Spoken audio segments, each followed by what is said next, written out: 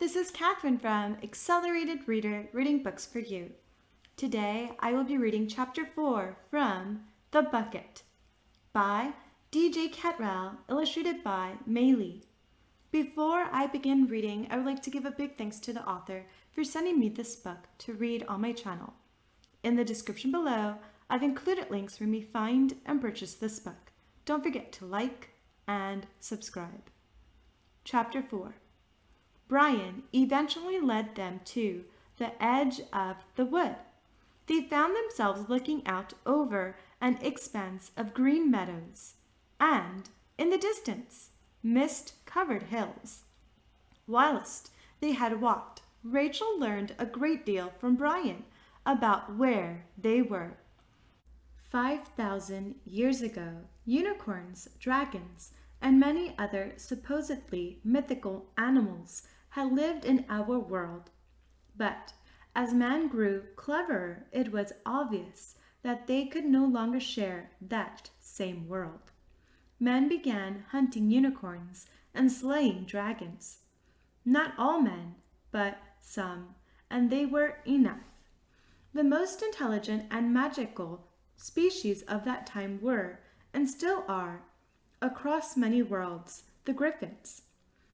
The griffins brought the unicorns, dragons, and other creatures here through the portals to this world in order to save them all from the threat of humans in the other world.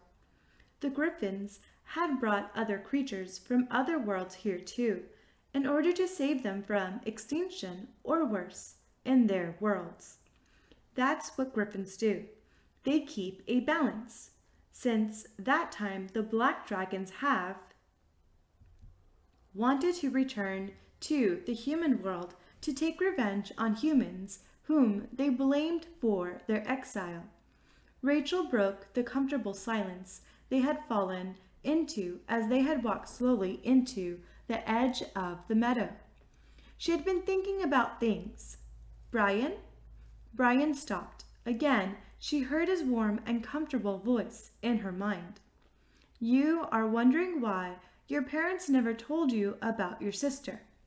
Rachel looked into his blue eyes. Not really. I think I figured that one out. They didn't tell me because they thought I would look for her, and I would have been too young, and anyway, I don't think I would have believed them. I think I had to see this for myself. Robin was bored, his arms hurt, and he was a bit hungry. You still got that apple, Rachel? Rachel brittled at the interruption. No, I gave it to the unicorns. Keep up, will you?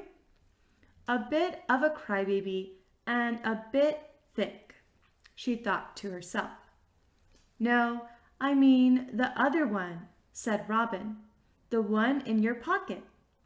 Rachel suddenly remembered that her mother had given her another apple. A dark thought developed in her mind. How do you know that I have an apple in my pocket? Robin shrugged.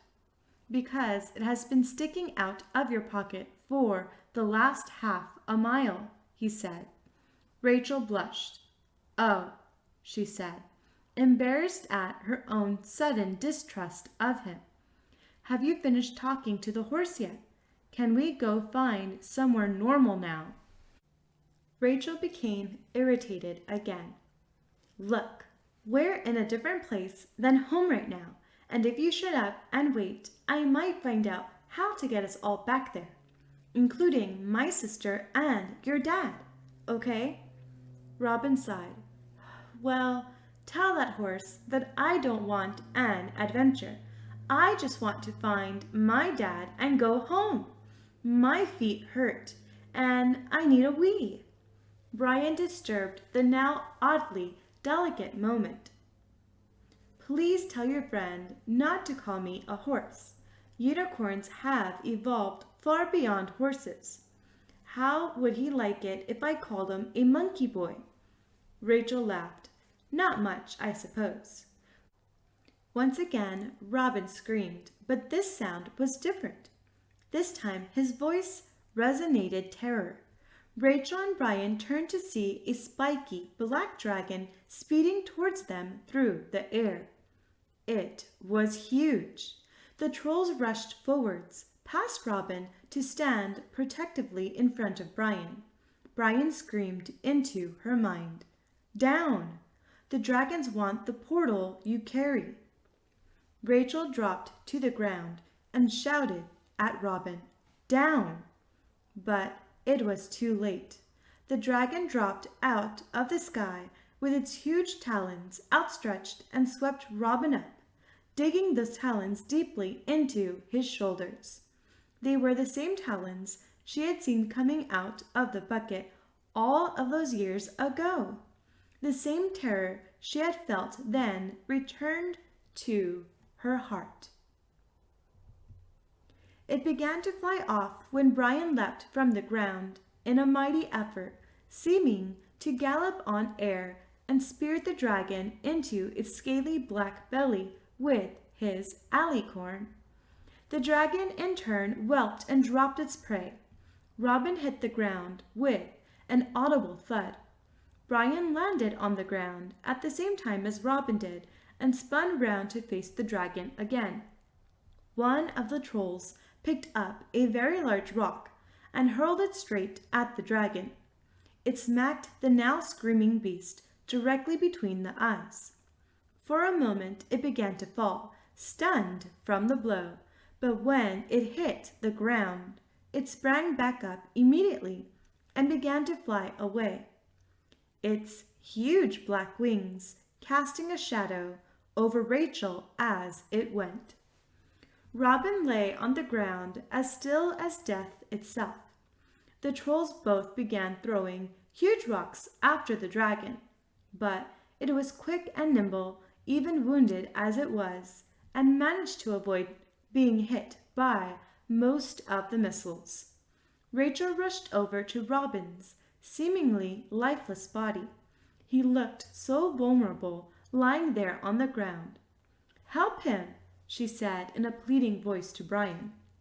Brian walked over to them and dropped his nose to Robin's face. "Please, Brian, help him. I know he's an idiot, but please help him." Rachel had never seen a horse kneel before, let alone a unicorn. But that is exactly what Brian did, and then blew a green mist through his nose that covered Robin's face. Nothing happened. Brian breathed over Robin again. Still, nothing happened. Rachel accidentally breathed in the green breath of the unicorn. It made her lungs tingle. They waited, watching the blood ooze from the wounds inflicted by the dragon. Still, nothing happened. "I am sorry, Rachel. I have nothing left," said Brian, dropping to the ground, rolling onto his side, and breathing heavily. The two trolls shuffled to Brian and knelt down, stroking him furiously. Rachel dropped to the ground as well. "He's gone," she said, not believing what she was saying. "It's all my fault." Tears welled up in her eyes and began to fall on Robin's face.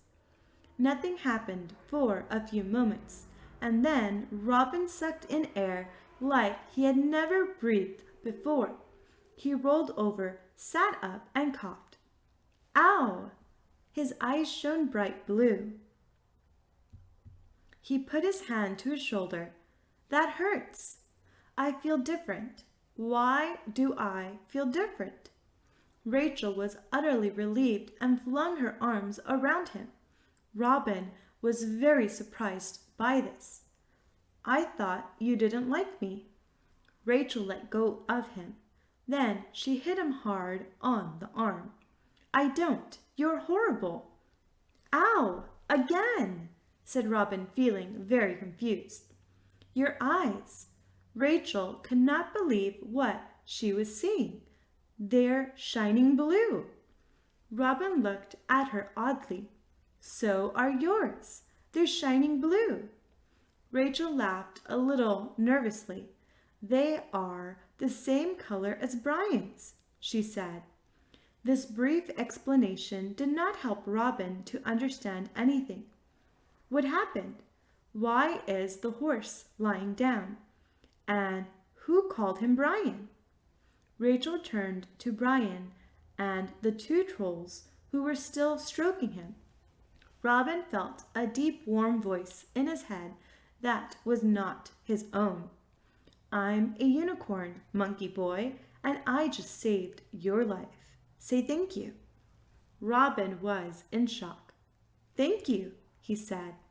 Brian's breathing had slowed somewhat. I need rest, a long rest. You will have to cross the meadows by yourselves. Your sister and your father wait for you on the other side of it. The creek may be a problem unless you find the jazz band. Thank you for listening. Don't forget to like and subscribe. Stay tuned for Chapter 5. In the description below, I've included links for me to find and purchase this book.